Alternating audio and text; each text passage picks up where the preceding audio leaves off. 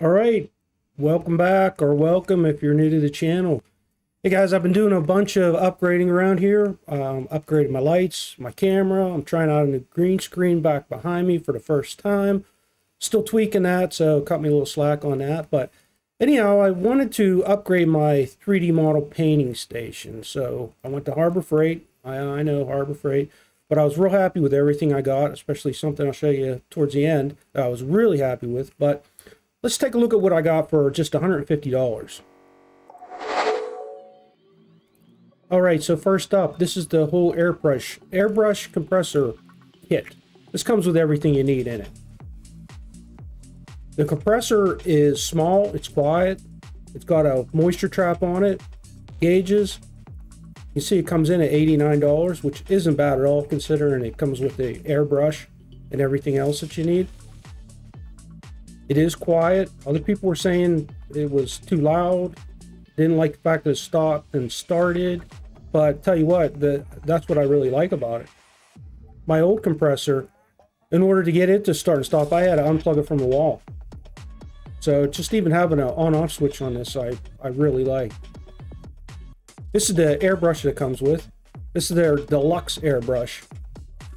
And I think if you bought that separately, it comes in at like $20. I mean, $20 for an airbrush, that's crazy. I've paid $200 for an airbrush before.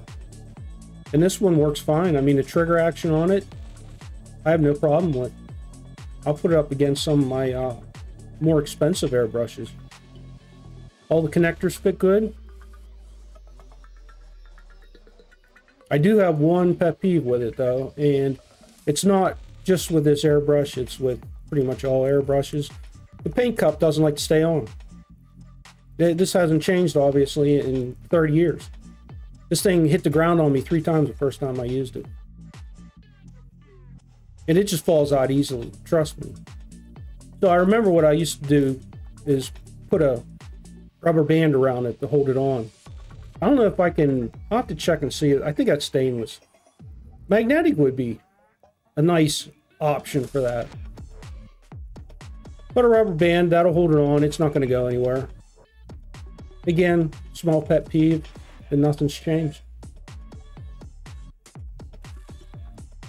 Here's a couple models that I just got done painting up. The 2 in the back are airbrushed. The one in the front that's just hand brushed. Pretty smooth action on the airbrush ones.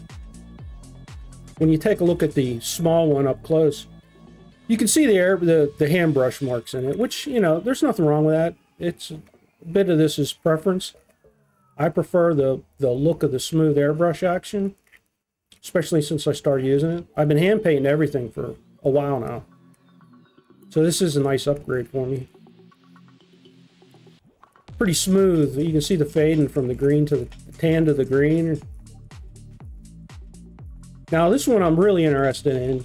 It's the 7-piece quick change airbrush kit. This comes with 7 jars, and the idea here is that I use this for putting my base coat on the model. So if it's dark gray and I want it white, I'll use this in order to put my first coat on it. I do have one pet peeve with this though, and that is that the adapter that comes with the air compressor kit is this one right here. And that's a 1/4 inch, I believe. And what you're going to need, if you're going to run it with this compressor, is a reducer to go from 1/4 inch to 1/8 inch. And I mean, I'm sorry guys, why couldn't you add that into the package somewhere along the line? It's from the same company, same product. I mean, I don't get it. Another 15 cents. Put the adapter in there. But I'm using acrylics in this, and you're going to want to dilute your acrylics. So that's probably, not quite 50%, 50-50 paint to water, but pretty close to it. You want to make sure you get it mixed up real good. You don't want any clumping getting in the tube and clogging it up. A little bit of trial and error. You have to just kind of keep adding a little bit more water. See how it's running off the brush. I'll run it against the side of the jar and see how it flows off the brush, and that kind of tells me how thick and thin it is. But again, a bit of trial and error.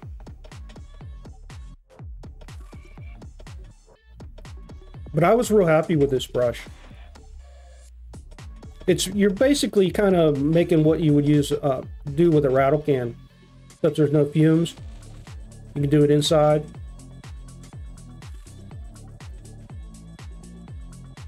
So basically the compressor is going to come out the nozzle, and it's just kind of gravity pulls the paint out of the jar up through the tube and out.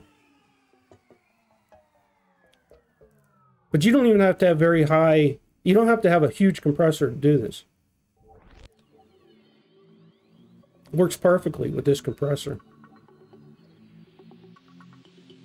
And look at it, $12, come on.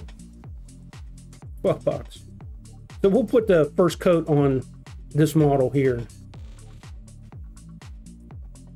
And I'll go around it probably twice on the first coat. Yep. Now, here you can tell how loud it is. Well, or not loud it is. You can hear my TV. That's about 10 foot away, and it's turned down pretty low, so you can use this. You can't hear it upstairs hardly at all. If I'd be trying to do this with one of my big compressors, you're not doing that late at night. But you want to put your first coat on just like you would do if you were using a rattle can. Put the first coat down fairly light. I'm going to go around this thing twice. And since you're putting it on with the airbrush, it kind of dries a lot quicker. If I was doing this in between coats with a rattle can, it would take a lot longer. A lot. I actually ended up going dark with this model. But the base coat, I wanted to see how the base coat went on as white. How many coats I'd need to get to go over it. But I think, all in all, I think I put 3 coats on it. You can see I'm starting to push it there a little bit. It will run if you put too much on there, just like if you were using a rattle can. So, put your first coat on, let it sit. And again, I keep all my base colors in one of the jars, and you can just pop them on and pop them off. There's no cleaning out the brush like you have to do with the fine detail brush in between colors. On and off. And then you can let them sit too. But we'll take a look next at this Airbrush cleaning bottle. Now, I've never had one of these before, and it's a nice accessory, I'm telling you. Otherwise, you're getting up in between coats and washing off in the sink or whatever you have to do. Really, you just put water in there or your cleaner, thinner. It does have what happens is once the water goes in there and collects, you'll get some vapor that comes out the top hole. And there are filters that you can put in there. But again, there's no vapor. There's no smells. Let's put it that way. And it's handy. You keep it right at your station. Now this one I really like. This magnifying lamp. HFT. Again, this is a Harbor Freight too. I really like this thing. It's made well. And you can move it easily enough. It's pretty fluid, I guess I should say. Clamps on the side of the desk, stays out of the way. And $40. I mean, I use it all the time now. As a matter of fact, I'm going to buy another one here. This is my only pet peeve. This top won't stay open. So whenever you tilt down the magnifying lens, it's gonna fall down on you. But that's easy enough. An easy fix. And the light, I mean, it kicks off a lot of light. Let's take a look at, I'll turn this off, and you'll see the difference between on and off. Yeah, huge difference between on and off.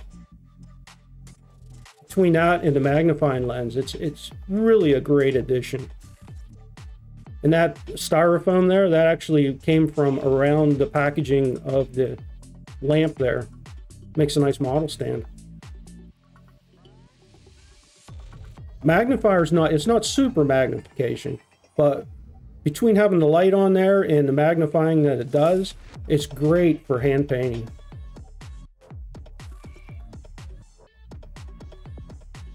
That was actually the surprise get. Even my painting assistant likes it. See? Anyhow, that's and again, I just use a simple box there. And for $150, I consider it a great station for 150 bucks.